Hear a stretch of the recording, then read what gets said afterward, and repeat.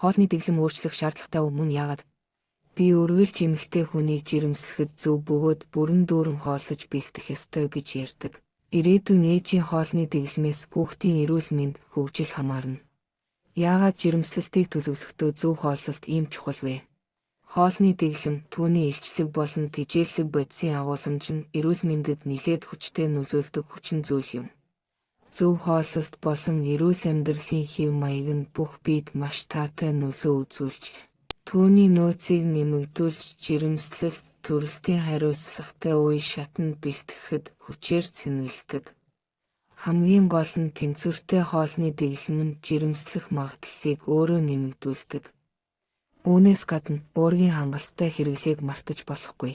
Учир нь түүний дутагдал нь жирэмслэлтийн үед арсны суналт төрөх үед урагдах эрсдэлд хүргэдэг.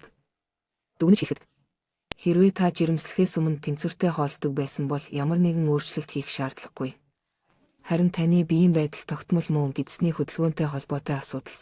Эрч хүч буурах зэрэг шинж тэмдэг илэрч байвал хоолны дэглэмдээ анхаарал хандуулж илүү олон төрлийн хүнс хэрэглэх хэрэгтэй.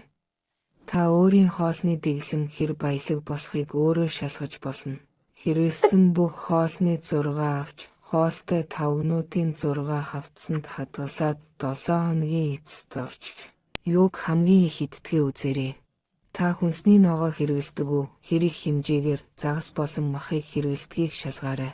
Ийм энгийн арга нь таны хоолны дэглэмийг засах, хоолсолтоо өөрчлөх шаардлагатай эсэх, ямар чиглэлд өөрчлөх ёстойг ойлгоход туслана.